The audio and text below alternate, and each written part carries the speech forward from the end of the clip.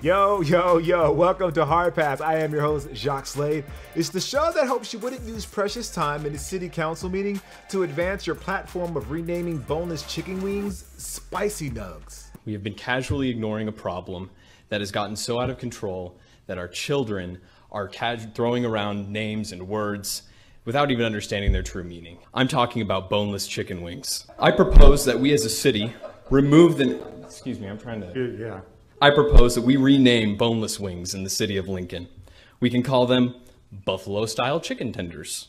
We can call them wet tenders. We can call them saucy nugs or trash. We can take these steps and show the country that where we stand and that we understand that we've been living a lie for far too long. And we know it because we feel it in our bones. At the same time, boneless chicken wings was always a dumb name. As long as we're not wasting my city council's time, I guess. Go do you, Lincoln, Nebraska, man. And now it's time for some hot takes. The Kansas City Chiefs got their Super Bowl rings this week, and I can't lie, there's a part of me that's really annoyed that they got their rings at the expense of my San Francisco 49ers, but I can't be mad when I see the smile on Pat Mahomes' face.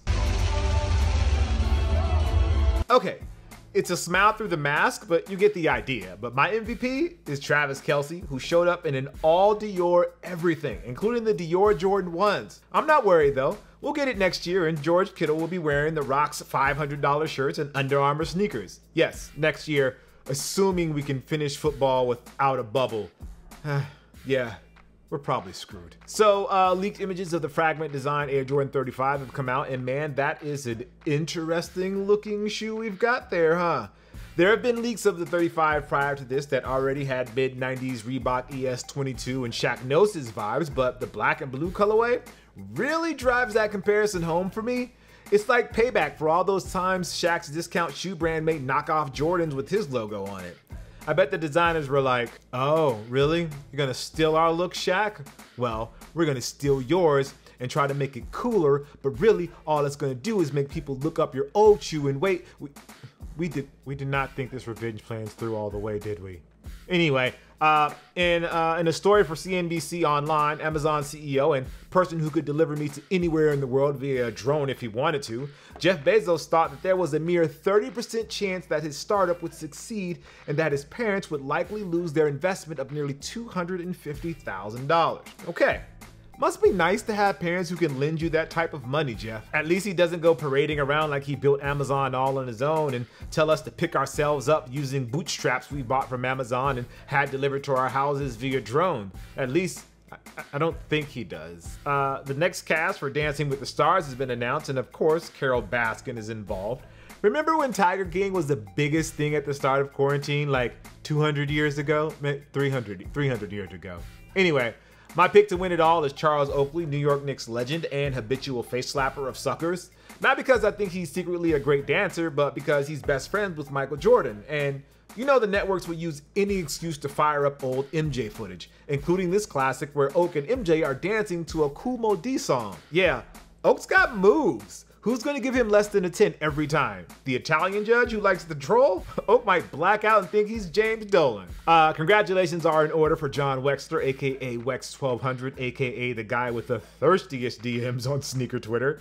He is stepping down from his role as GM of the Adidas Yeezy brand for a new position at Shopify. It's hard to understate just how important Wex has been for the Three Stripes all these years, and not just because he was integral to signing Kanye. Wex is maybe the single most valuable guy behind the guy there is in sneakers because of his vision and ability to connect Adidas to the culture. So here's your flowers, Wex. And now the countdown to seeing him pictured in public in Jordans begins. I bet he's got a secret closet behind all those Yeezys he posts. He's been waiting years to break out. Are we setting the over-under at 2 weeks before we see him in Travis Scott dunks or nah? What do you guys think? All right. Could Nintendo solve limited sneaker releases? It's an interesting idea, but hear me out. So Super Mario Bros. Is celebrating its 35th anniversary in a big way. Thanks to a surprise Nintendo Direct video that dropped last week, we now know of the big releases headed our way, like a retro collection of iconic 3D Mario games and Mario Sunshine. There was even a surprise Puma RS Dreamer colorway paying homage to Super Mario 64 that sold out instantly on Puma's site. By the way, a note to all the sneaker blogs covering this, Nintendo is celebrating 35 years of Super Mario Bros., which came out in 1985, not Mario 64, which came out in 1996. I saw more than a few of you say the RS Dreamer is celebrating 35 years of Mario 64. We'll leave it at that. As somebody who cut his teeth at the height of the blog era, do better, guys. But the news that struck me as very curious was the fact that Super Mario 3D All-Star Switch release and the Super Mario Bros. Game and watch will only be available until the end of March 2021. After that, they will pull the digital version of 3D All-Stars from the eShop and they will either take back all remaining physical copies or just let stores run out of stock. That's an interesting tactic by Nintendo, who in recent times has caught a ton of pushback from fans for not being able to stock their classic Mini NES and Super NES. This time around, they're getting ahead of criticism by letting everybody know how long they will have a chance to buy them and shutting it down afterwards. It got me thinking if something like this could actually work in the sneaker business. Obviously, this won't affect general releases, but what if Jordan Brand announced that for 1 month, they will mass produce every OG colorway of the Air Jordan 1? You have the whole month to buy as many as you like, and if they somehow run out, you get a rain check. But once that month's time's out, that's it for like 10 years. I wonder how that would affect people's desire to buy them, and maybe more importantly, people's desire to resell them. Certain Nintendo products, like that Mario game and watch, are seen more as a collectible than a product gamers are going to fire up every day like a Switch. I wonder if announcing that time window instead of just the nebulous "we're going to make limited quantities" will have an effect on its resale value. I think that's going to be an interesting test that I hope Nike and Adidas are paying attention to, because the last thing we need are crazy ideas to prove who's more worthy of buying sneakers over another. But we'll have more on that later. All right, it's time for the Heat Check. It's your definitive, absolute resource for sneaker release dates. We've got a busy week here, so let's get things started with the Prada and Adidas Superstar that drops on September 8th. Those are $500. Without the fancy Prada bag, the price tag drops down quite a bit, but $500 is still $500, or $450 depending on which blog you visit. Anyways, I will always appreciate a high concept luxury take on an iconic sneaker like the Superstar, but from afar. Unless somebody at Prada wants to recognize my talents and send over a pair for us to unbox, then we can all just admire it together from afar. We also have the Nike Dunk Low SP Community Garden. These are on the 10th for $100. The Dunks just keep on getting wackier by the minute with this new colorway that's inspired by the aforementioned community gardens in urban areas. But what makes this a standout is that the patches used for the panels are placed randomly, so each sneaker will actually vary in appearance. Great. Now we're going to have people buying multiple pairs so they can find that right combination. Then we have the Air Jordan 5, kinda sorta Oregon Ducks, but not really. That's on September 12th for $225. Yeah. $225 is a lot to ask, but if these had actual Oregon Ducks branding instead of just a colorway that resembles a Tinker Hatfield player exclusive, I would gladly fire up the Fry Take My Money gift from Futurama right now. But without the Ducks branding, I can wait for it to come down in price like the kinda sorta Michigan Wolverine 5s from last year. Then we have the Adidas Yeezy Boost 380 Pepper. These are on September 12th for $230. I mean, do we have to talk about these? We're already dedicating this week's Heat Check to him. Wait, what's that? I run the show and I can do whatever I want? All right, well, cool. Next is my pick of the week. It's the Air Jordan 1 High Zoom Crater. These drop on the 11th for $175. Built with the same process found on Nike's Space Hippie collection, this new take on the ones has what I've been waiting for from the Zoom Jordans. Retro-inspired looks, but with modern tech and sensibilities. Now, if you'll excuse me, I need to go on eBay to search for Chuck Taylor 2s with extra lunar insoles for my retros. This is just a first step. And now for a Heat Check on Kanye West.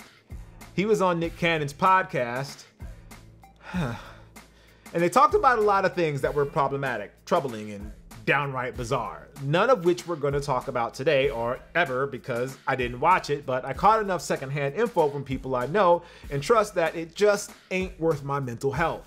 However, I did see he was talking about sneakers, and I feel an obligation to at least cover those bits. The big takeaways were his desire to overtake the Nike Roche and his desire to have a can-wear Jordans clause to his contract. Okay, first, the Roche. I have to give it up to Kanye. He was able to come up with the shoe, the Yeezy Boost 350, that is ubiquitous as the Roche was during its peak in its first half of the 2010s. And that's with a way higher price point and a limited number of units compared to the mass-produced Roche.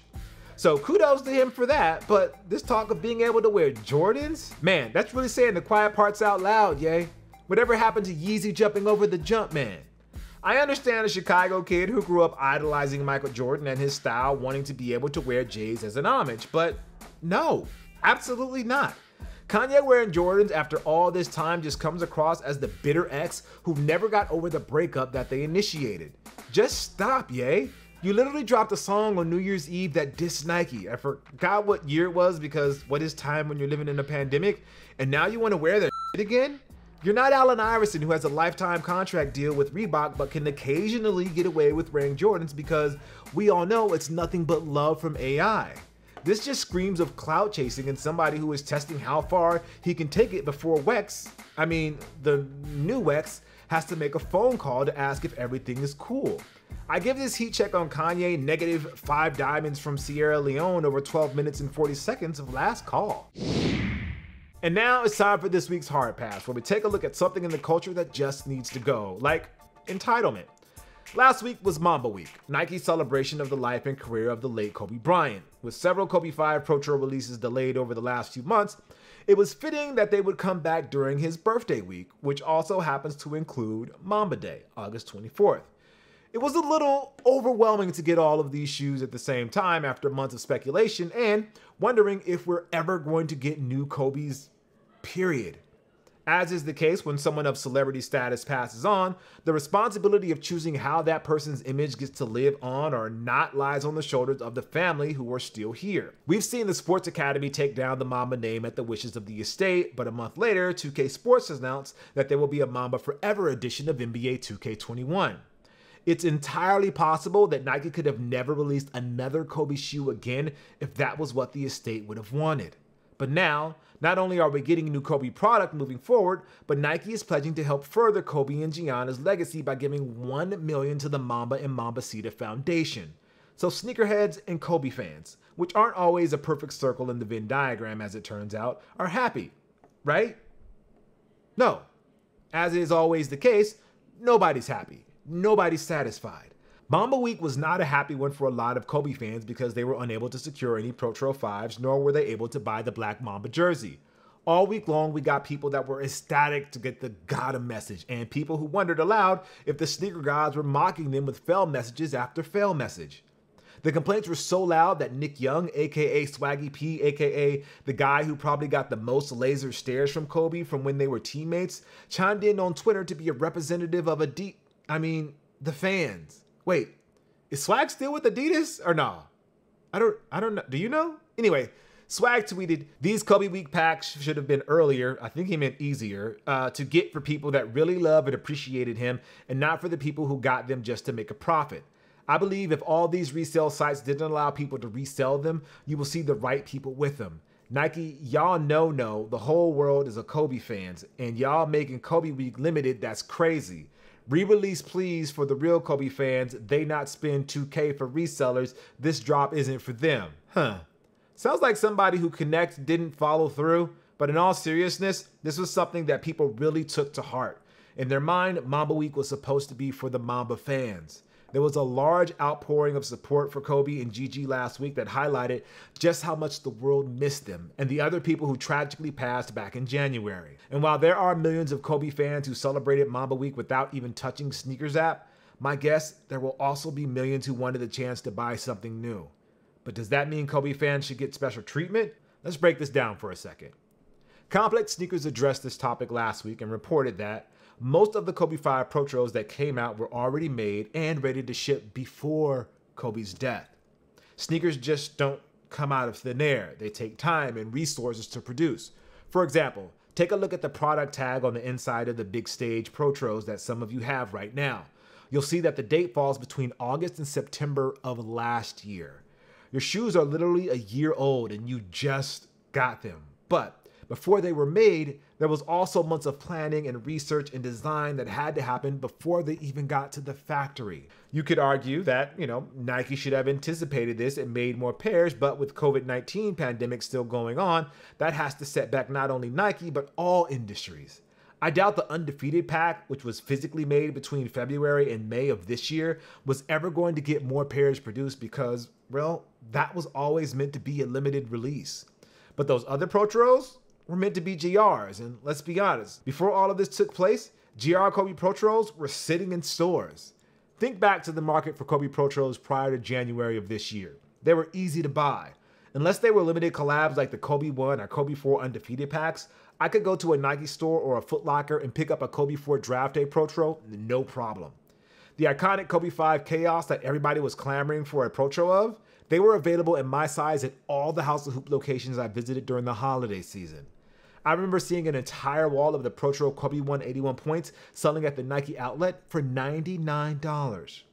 I'm not saying we were taking Kobe for granted, but we were comfortable, and honestly, that was a good thing. It wasn't hard to buy Protros, and if you wanted a pair, you could get it.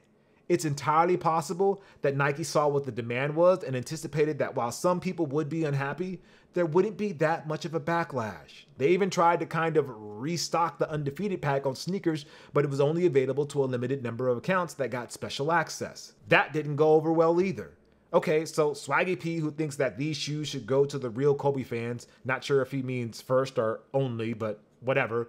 Let's try this thought experiment. Say Nike did release 1 million Kobe 5 Protros. 1 million pairs are holiday Jordan 11 numbers. And let's say that they were able to develop some sort of system where the only way you could buy a pair was if you were able to prove your Kobe bona fides. Here's the thing with that. How do you prove your fandom? And what makes one Kobe fan more worthy than the next? Because it's a sneaker thing, does having bought Kobe's in sneakers or the regular Nike app give you priority? Is that fair to the kids who love Mamba but never owned a pair of his shoes? Or is it entirely based on our connection to him? Because I'm a Kobe fan too, Swag.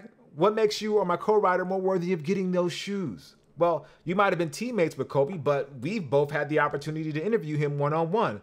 Is our experience less valid than yours? What about the fan that had season tickets and watched Kobe grow from a teenager at the Great Western Forum all the way to his final game at Staples Center? Then there's the LA kids who grew up alongside Kobe on television but never attended a game because they couldn't afford a ticket. How about the fans overseas who waited hours, some even days, just to catch a glimpse of him walking to his car at a Nike appearance? Are we saving a pair for the fan who would never in a million years consider buying basketball shoes but wanted to have one as a way to remember him? Aren't they real Kobe fans too? It's a slippery slope that I think will leave as many, if not more, people angry because now we'll have internet fights over who's the bigger fan. At the same time, this is not about us absolving Nike of blame. They should have anticipated that there was going to be a lot of energy around Kobe's birthday and Mamba Day and respond accordingly. Yes, sell those pairs that were already made, and for those who missed out, launch a pre-order window for 24 hours between the 23rd and the 24th and promise to get them made in a timely fashion. Like I mentioned earlier, Nintendo is launching limited time video games now. When that window ends, if you don't get it, you can't really blame Nike or Kobe fans or resellers at that point. It's really on you. The pandemic was definitely the time to try something new and innovative in the sneaker launch space, and so far, I haven't really seen anything at all different, whether it was tied to Kobe or not. One thing I know is for sure, being a stan should matter, but it can't be the only thing that matters. All right, that's gonna do it for the show. Thank you guys for watching Hard Pass. I am Jacques Slade. I'll see you next week, but maybe you'll see me in a drop top Rolls Royce with a half button shirt like DJ Khaled. Picture me rolling and whatnot. I'll see you guys next week. Peace.